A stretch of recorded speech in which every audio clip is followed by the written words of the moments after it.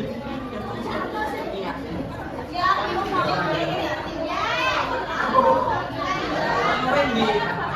halaman 4.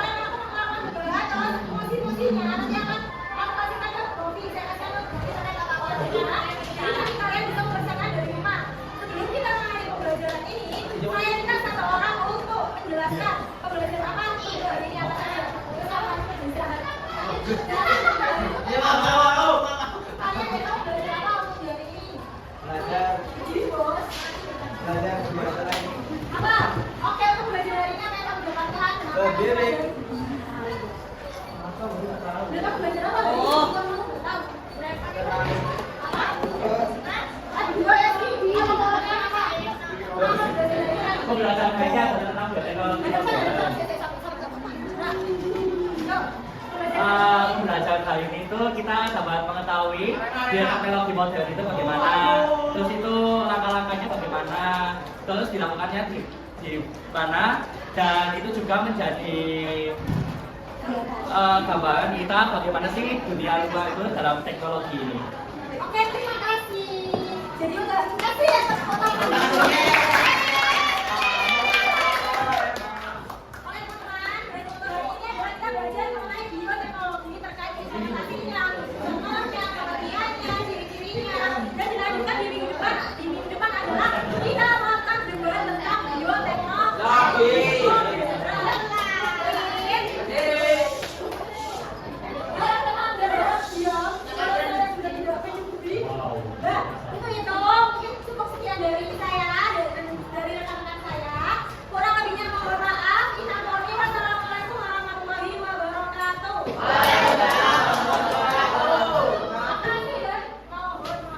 Sama Mbak-mbak dan teman-teman selepas dari sekolahan. Adapun yang PR bagi saya itu pas waktunya persepsi itu saya sekiranya jangan di center, mungkin saya bisa keliling-keliling ke teman-teman untuk bisa menghidupkan kelasnya seperti itu. Kemudian ya pas sampai ya saya lupa Bu. Astagfirullah. Itu Bu pas untuk kelompok yang saya terlalu fokus pada kelompok 1 2 dan yang kelompok yang terakhir itu yang kelompok 4 tuh mungkin saya belum bisa merangkul sepenuhnya pada kelompok 4 seperti itu. Namun yang saya dapatkan pas pembelajaran kemarin di kelompok 1 itu menurut saya itu yang kelompoknya yang sudah bisa membangun chemistry-nya seperti itu Bu. Mereka sudah bisa membagi tugasnya. Kemudian yang di kelompok 2 itu tuh ada Sefirat. Jadi Sefirat kemarin tuh awalnya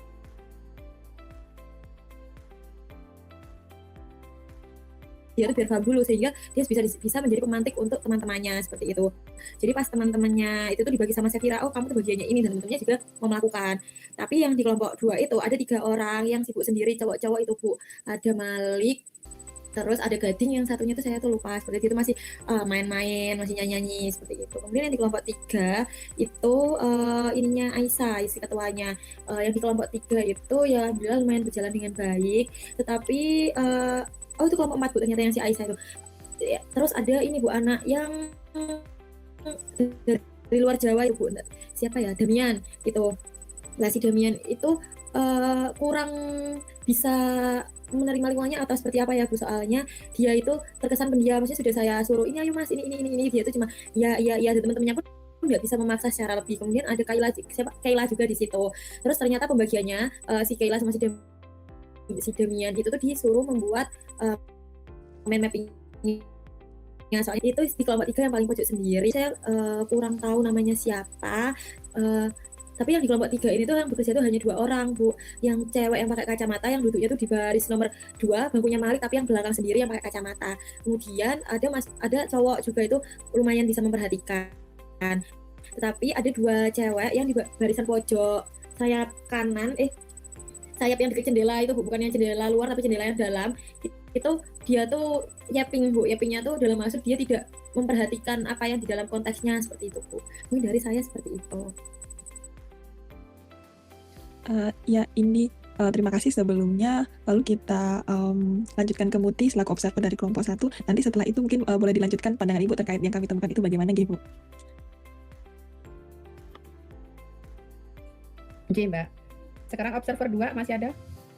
Sekarang dari observer 1 Mutiara terlebih dahulu, nanti akan dilanjutkan observer 2. Baik, terima kasih atas waktunya. Jadi di sini saya sebagai observer dari kelompok 1 izin menyampaikan keadaan dari kelompok 1. Jadi pada awalnya itu kelompok 1 itu sifatnya itu masih beberapa dia mengobrol, lalu ada salah satu orang sendiri itu mengerjakan gitu. Nah, pada awal saya kira itu mereka tidak berdiskusi, namun saat itu ternyata sudah ada pembagiannya dari awal. Mohon maaf sebelumnya karena saya tidak menyalakan kamera dikarenakan sedang hujan dan sinyal di sini hilang. Baik, saya lanjutkan. Jadi pada saat itu sudah ada pembagian materinya, dan yang sebagai Revan ini ternyata sudah membagi bahwa salah temannya ini menjadi yang bagian membuat pertanyaan terlebih dahulu, lalu dibagikan ke kelompok ke anggota lainnya sebagai untuk menjawab bagian-bagian lainnya. Jadi untuk kelompok 1 itu sudah cukup baik dalam pembagian tugas di dalam kelompoknya tersebut. Seperti itu. Namun ada salah satu anak yang menjadi PR mungkin ya, karena anak ini sebelumnya itu hanya berdiam, mungkin mengantuk sepertinya, lalu hanya berfokus pada rubriknya saja, atau mainan yang kotak itu. Nah, jadi dia ini masih menjadi PR seperti itu. Sekian dari saya. Wassalamualaikum warahmatullahi wabarakatuh. Waalaikumsalam warahmatullahi wabarakatuh.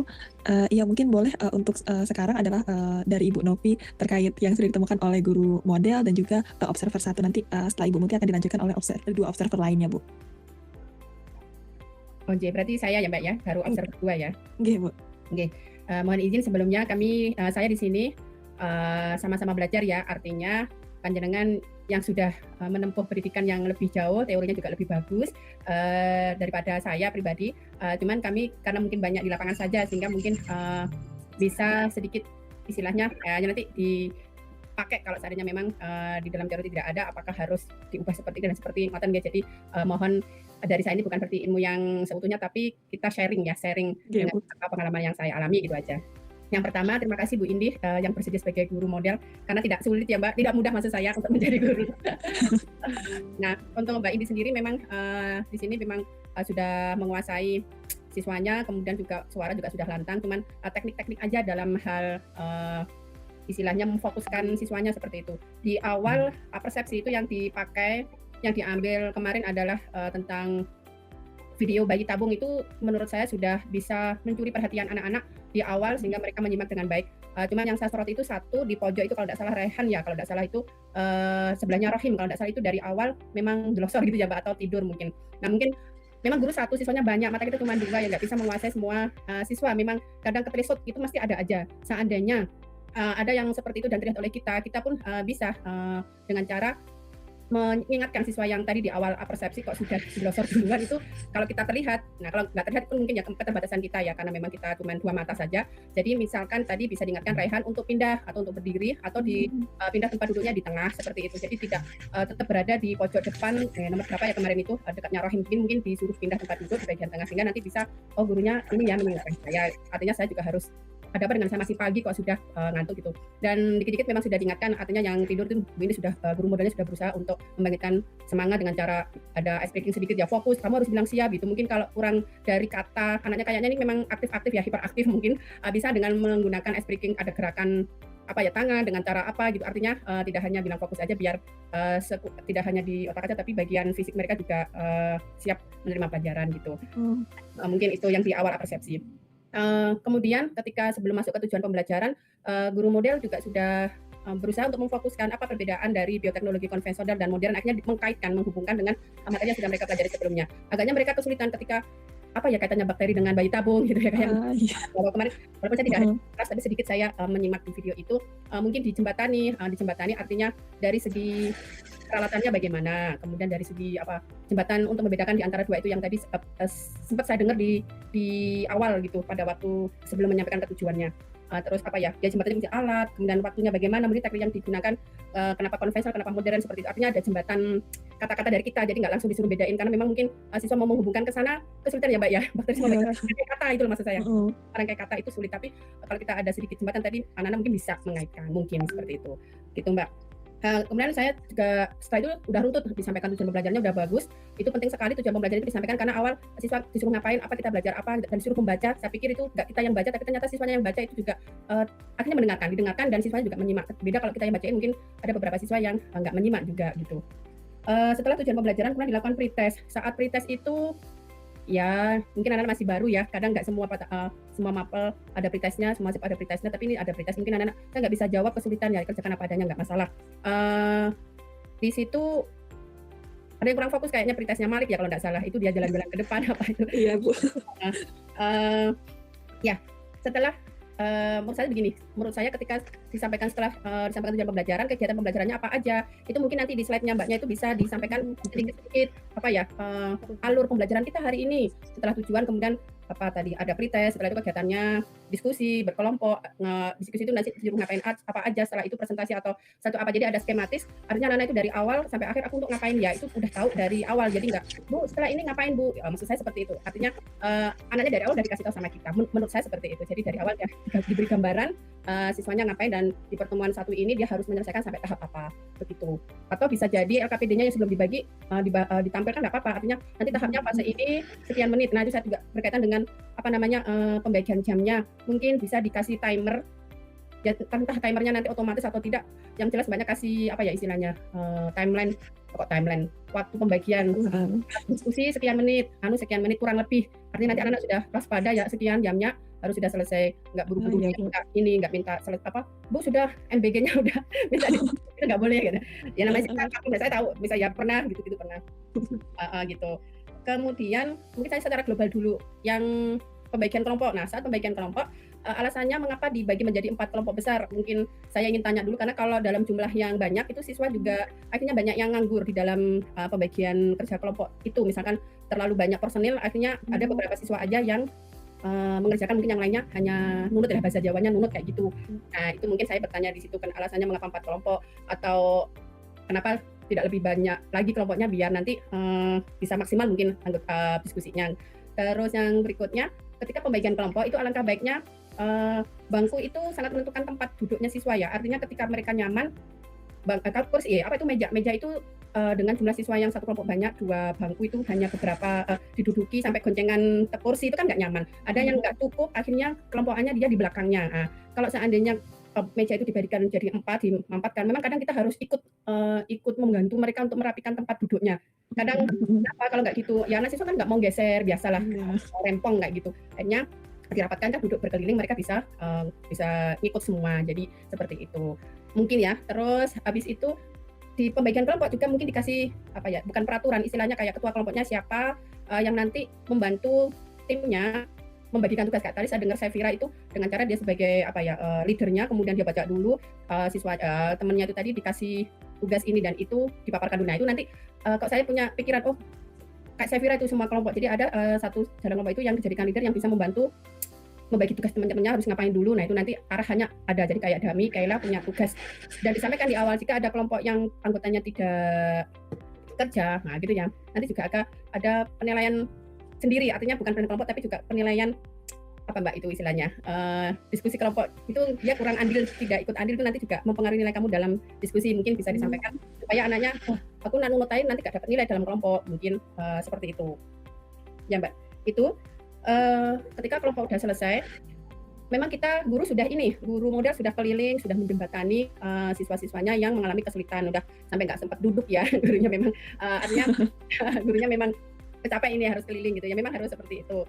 Nah ketika bertemu dengan kelompok satu yang dekat jendela itu ada yang main Rubik, rubrik ya Bu. Itu dari awal sudah main itu, kalau nggak salah Maulana itu diambil aja rubriknya. Mohon maaf ya, rubriknya ini nanti saya simpan dulu, nggak boleh dalam pelajaran untuk dibuat mainan seperti itu. Kemudian pindah lagi kelompok 2, ternyata ada 3 siswa tadi, ada Gading, Raihan, sama Malik. Nah kebetulan mereka jadi satu kelompok karena memang belum mengenali siswanya ya, mereka ketemu jadi satu jadinya. Nah dia nyanyi kan gitu ya. Iya betul Bu. Nyanyi Arema apa waktu itu. Jadi diingatkan, atau tempat duduknya dia geser, kalau udah terlanjur digeser, dipisah. Nanti yang tengah-tengah saya kira Maliknya di sini, yang jadi dipisah, nggak boleh. Ini kamu mempengaruhi diskusi kelompok, kamu nggak dapat nilai kelompokan ya, ngobrol aja. Akhirnya memang diingatkan. Atau ya kalau dikasih punishment apa ya, bahannya kita bisa tegur aja supaya meminimalisir. Nah mungkin digeser tempat duduknya, dia bergerak tidak bertiga tapi mungkin disekat dengan teman-teman ceweknya gitu. Nanti kelompok yang 3 kalau tidak salah itu ada Kaila sama Dami. Itu memang Dami memang anak Papua, jadi mungkin dari kemampuan akademiknya juga istilahnya seperti itu, dan memang anaknya pendiam, kesulitan dalam berkomunikasi, kadang logatnya tidak sama dengan temannya juga tidak. Istilahnya kalau bicara kan agak lambat atau logat yang berbeda, sehingga temannya juga agak gak sabar gitu ya. Gitu. Jadi kayak ya beda apa ya, bahasa, beda karakter model belajarnya, itu ada yang cepat ada yang lambat kayak gitu. Nah kebetulan Kaila ada di situ pula. Nah Kaila kan memang anak yang ya katakanlah ABK, anak berkebutuhan khusus, tapi masih bisa dikendalikan sebenarnya. Artinya yang tidak yang masih bisa dikendalikan, artinya kalau dia tertarik dia akan belajar. Saya lihat di awal persepsi itu dia angkat tangan waktu ditanyain tentang video apa itu, artinya dia tertarik ya, bisa mengikuti pelajaran. Kemudian kalau ditaruh di situ, ketika di situ ada siswa yang ada Dami, sebaiknya kalian jangan di situ, mungkin diletakkan di yang kelompok lain. Cuma kalau sudah terlanjur ya sudah, bagaimana ya kita mengatasinya, ya dikasih job dari ketua kelompok, kamu bagian apa, mungkin nanti yang tidak susah, yang menurut Kaila atau Daminya mampu untuk mengerjakannya. Oke,